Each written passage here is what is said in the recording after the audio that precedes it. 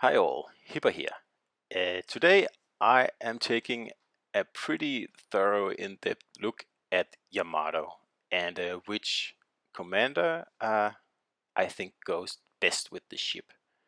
And let's just first have a look at the ship here because I have the same setup no matter which commander I use. So first I have aiming systems and then I have the propulsion mod, pretty standard there, and lo and behold, target acquisition system mod here. There's not much else to choose. And then of course the main battery reload time mod in the last. So what do these two gentlemen offer here? And this is just a quick overview of the differences. And pretty much Takagi is all about dispersion damage, and you're taking a hit on your heals and your reloads. And Kondo is pretty much the opposite. Less dispersion, less damage, but you have more heals and you have a much better reload. So what you prefer is really up to you, but I'll just take you through what I prefer. So let's have a look at my Tagaqui setup here, and he's level 15, legendary 4, pretty much maxed. And I have Kondo as inspiration for better concealment, and then I have Swirsky as, again, for even better concealment. And I think Takagi's base perk is pretty useless, to be honest, and that's one of the reasons I usually don't use him. But other than that, I have all the offensive perks on him, and as you can see, you take a hit on many things like your rudder and your fire chance and like damage control, party duration. There's a lot of downside to this guy here, and I used the will to rebuild. Of course, I think everybody does that with their battleships, and I can only recommend doing that. So let's just look at the stats here for the artillery. 19.1 range and a reload of 26.4, and that's really the main stat I look at on this ship here. And detectability almost 14 kilometers. So that's with Takagi on Yamato here. So let's take it out for a spin with this build here. Now this first battle here is using Takagi, obviously because we just went through him. And I've played a few battles today here, this morning actually. And just so you know I'm not cheating, you can look at the timestamp at the end of the videos as well. I think these two videos are about an hour apart. And in between I actually played some Charlemagne because I was trying to get a video to show how terrible the cruiser is. And I got lots of terrible videos, but none that's terrible enough to show you yet. So this here is the 19 kilometer Takagi build, and I think 19 kilometers is overkill. See, the first battleship that pops up here, I would have been able to reach that using the Kondo build as well. So really, you're speccing a lot into range that you're probably only going to use in the first minute or something of the battle, at least if you play like I do, where you head in straight off the bat. If you're more of a sniper battleship player and you like sitting in the open water like 18, 19 kilometers from the battle, well, yeah, then Takagi makes sense if you like that build. Another question is that the right way to play your battleships? And I don't think so. I like to push in, and I like to find somewhere within like 14, 15 kilometers from the battle, like I am now, where I have my broadside covered, and I'm able to bow tank the enemies, and I am relatively safe from destroyers here. So a position like this is a great position. Like I have access to at least 2 enemies, and they even broadside on, so that's even better. And it's really hard to get access to my soft broadside because like one side there's no enemies on my left side, and the right side I'm protected by an island. And the same goes for torps. I mean, I don't really care about torps from the front because battleships are really supposed to take a few torps. They are, after all, the ships with the best torp protection, and I mean, taking a torp or 2 or 3 or 4, it doesn't really matter. I mean, I see a lot of battleship players like terrified of eating torps like this guy here, and yeah, that's bad because he was broadside onto the destroyer. As long as you're not broadside onto the destroyer or another battleship, like, you will do fine. You might take 1 or 2 torps head on, but I mean, that's not really a problem. Just repair. Of course, it depends on the circumstances, but anyway, the main point is that don't be so scared of taking a torp as a battleship. If your fear of taking torps is keeping you from getting into great positions, then you're a detriment to your team. So it's a fine line, of course. Don't push in too much, but like a position I'm in now is pretty safe. I know there's a destroyer around, and I'm aware of that, but I'm pretty hard to get at right here. So this all like panned out. So we've taken out the guys on this side here, so I'm going to move up now. And so far I haven't really been able to use my improved range, and I have of course used the additional AP damage that I've spec'd into, and I mean, it's hard to deny that is a plus with Takagi. But on the other hand, the AP is already devastating on Yamato, so is there really a need to improve it further? It's a good question, and in the end it depends what you prefer. So now we've got this Canuck Yamato here. I'm guessing some sort of Canadian Yamato. He's in a pretty bad spot.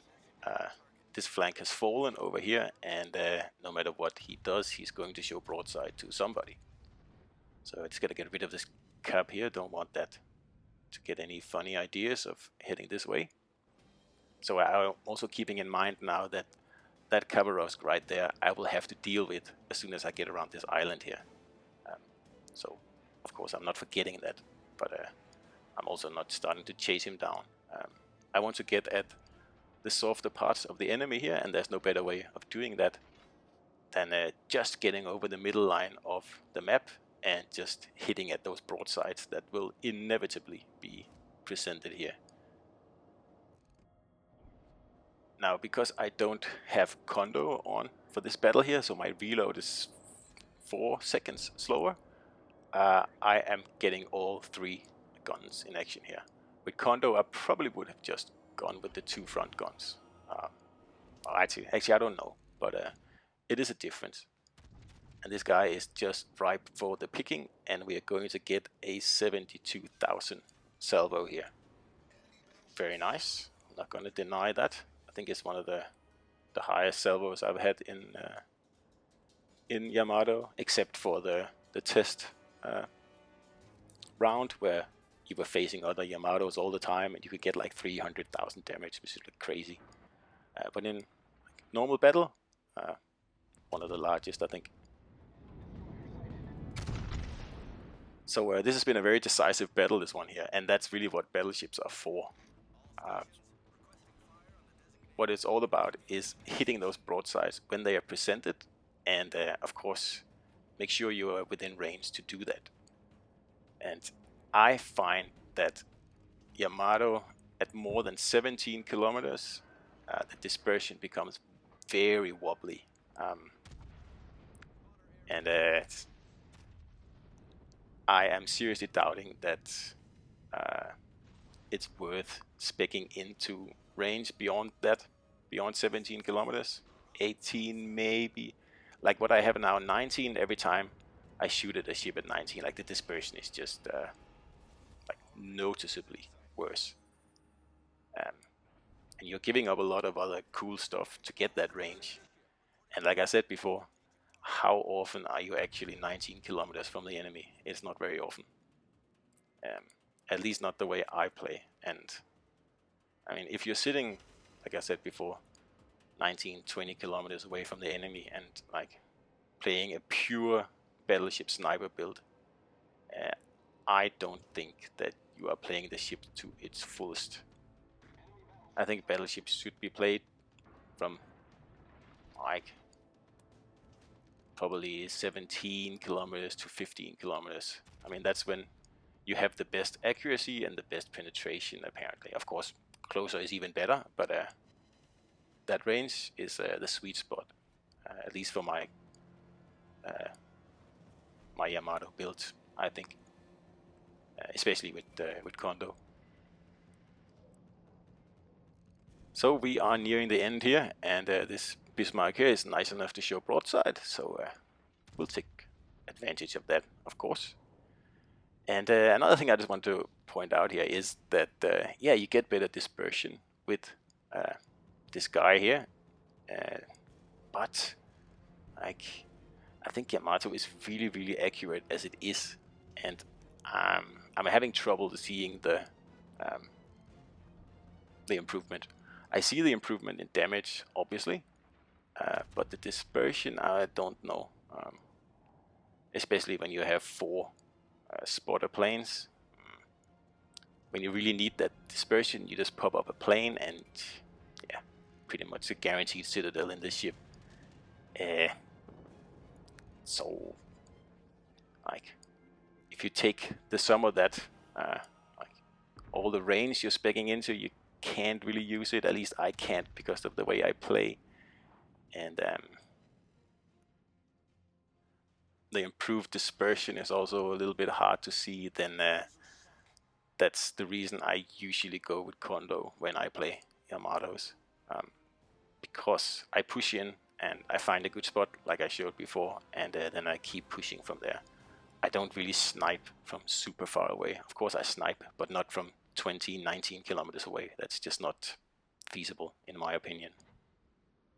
Okay, so let's move on to my Kondo build here. And I actually have a 16-4 Kondo here, because he is my primary guy. And I have Von Essen for better AP angle penetration, which works as like a charm. I said this is great.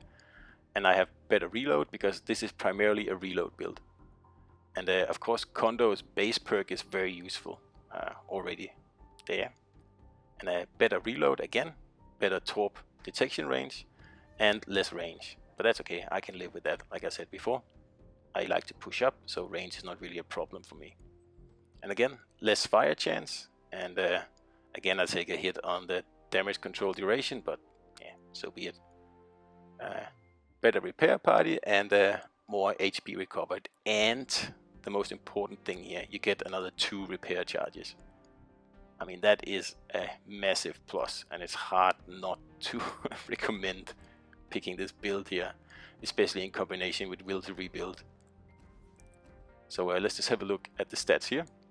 We go to artillery. See, I have 22-second reload and 16 kilometer range, and that's fine. That's all I need.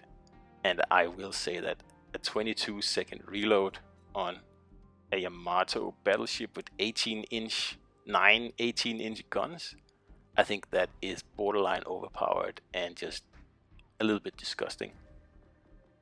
And of course, I forgot to show before, always choose the spotter 1 plane here. That gives you 10% increased dispersion when you actually use it. Okay, so what we have here is a very typical Kondo battle for me. And like I mentioned earlier, don't be afraid of torps. Well, you should be afraid of torps, but don't be too afraid of torps. Now, in this battle here, I'm just heading in towards B, because I want to be a presence on the battlefield, and I have a very, very tough hit point build here. So if I take a little bit of damage to get into a good position, that's perfectly fine. I don't really care about that. And as it so happens, there's actually 2 pretty nasty destroyers in here.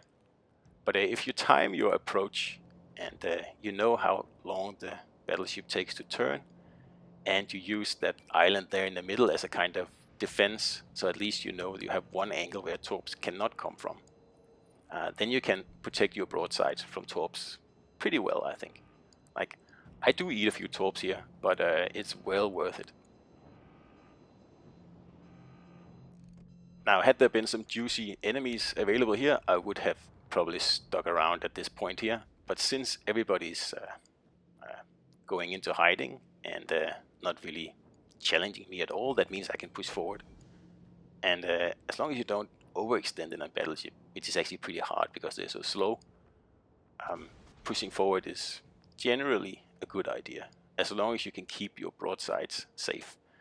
And as the map is right now, my broadsides will be fine, as long as I just like keep my wits about me and have a look at the map once in a while and just make sure that nobody suddenly comes around the corner and citadels me, just like I did in the earlier battle. So here we are, all the torps coming, and we got a nice warning there because the destroyer spotted them for me. So that's perfect. I can turn easily in here, and I end up eating only one of these torps here. But it also means that I'm actually in a position to back up this destroyer here. I mean, I don't have much of a reload to speak of, but just the sheer presence of a Yamato this close to the destroyers should give them a little bit of a fright. And like I said before, if I have to eat a few torps to get into a good position, that's fine. I don't care. So I keep pushing, and I tell you, there is panic in Shimakaze land here behind the island, because I don't think they expected that. So now they're spotted, and that is a bit of a problem now. So I'm just going to keep heading in because I want to get in here and get in cover from the island so I can't eat any torps. And I'm changing to the other Shima here, try to take that guy out because he's in front, and he's going to be the first one to fire torps. So I want to obviously take him out first. I'm not changing to HE for this. I mean, I like to keep my AP around. I was lucky that he went for that cruiser with the torps instead. I wouldn't have done that, but as you can see, I'm still keeping my bow towards the Shimas, so had they fired at me, I would probably have taken 2 or 3 torps, and that would have been the last torps they would have fired. So anyway, in a perfect position now, and I'm even capping as well, so I can take out on this Iowa here and just steal half his health there. Done.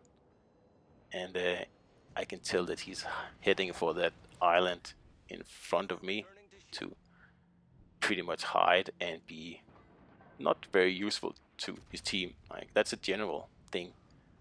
Pretty much only Cleveland's are useful behind that island that this guy here is going for, because you can't really do much from there, and you can't really project any well, nastiness across the map. So I never go that way, but each to their own. So I now control the middle of the map, and that is usually a recipe for victory. And it's really hard for these guys to come out behind the island and actually take on this Yamato here, because I will be able to get the first shot at them, and that will be a nasty shot. And like I said before, had this battle worked out differently, where like there would have been more resistance here in the middle of the map, I would have stuck around at the island before a little bit longer, to soften up the defenses before heading in. But a perfect opportunity to push, so obviously I'm going to push. And here I don't get this guy here. I really should have. I think that is a pretty perfect shot there, and he should have just disappeared off the face of the earth. But only 2 hits, and one of them is an overpen. Okay. So anyway, let's talk about this Kondo build here. And obviously, the main thing about this build is the reload and the heals as the secondary bonus. Because I have the same reload as a stock Alaska, and it means that when I get into like head-on situations where you're 2 battleships out trading hit points, I will come out victorious because I have a faster reload. And then in that situation, dispersion and damage doesn't really matter much, unless you get to accidentally show one of your ship's soft points, which of course you shouldn't.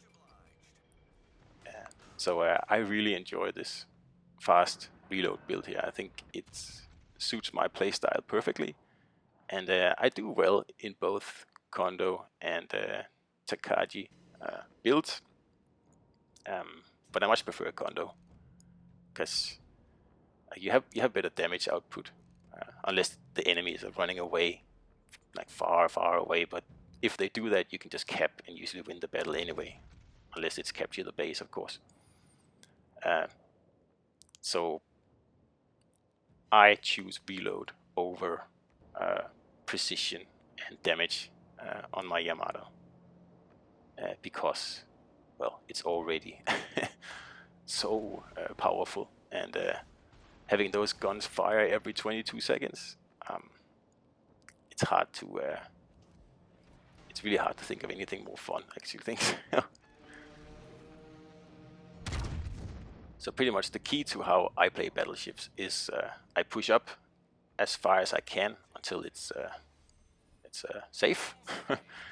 And of course, the difference between like a good player and a less experienced player is knowing when it's not safe to push anymore. And I mean, even I get surprised sometimes and make mistakes, and we all do. But in general, the longer you play this game, the more you'll know where you can push up to and still be safe. And I still recommend to push at least a little bit in your battleships. Every time I play Legendary Tier, the battleships are so scared of torpedoes that they stay so far away that they're almost irrelevant to the battle. And like I said before, a Yamato firing at a cruiser or whatever at 18 kilometers, 19 kilometers, it's super easy to avoid. And even a broadside battleship at more than 16 kilometers, the dispersion is going to troll you so much that if you get a citadel, it'll only be 1 or 2. So it's much better to have a build that allows you to push in better and get into a better firing position, basically. And that's easier to do when you limit your range, actually. You're not so tempted to stay far behind, far in the back. So that's at least the way I play Yamato, particularly, because this is the most powerful battleship in the game. I think it's much better than Kurfürst, actually, because it has the majority of its firepower in the front, and Kurfürst needs to show broadside to fire a broadside, funnily enough, and I don't like that. I think Yamato is probably the pinnacle of battleships in this game. So that was a Kondo build there, and like I said before, these battles were recorded just this morning, so it's not that I'm cheating or anything. So now you've seen both Takagi and Kondo in action, and if it isn't obvious yet, then my favorite is Kondo, definitely. I still think Takagi is a good build, and it works really well, like you saw in my video. There's no downside to it. It's just more a difference in temperament, I guess. Kondo is a more aggressive build, and while Takagi is more of a long range sniper build, but not too long range. Okay, you have to push a little bit. So anyway, I hope you enjoyed this comparison, and let me know what you think about it in the comments, please.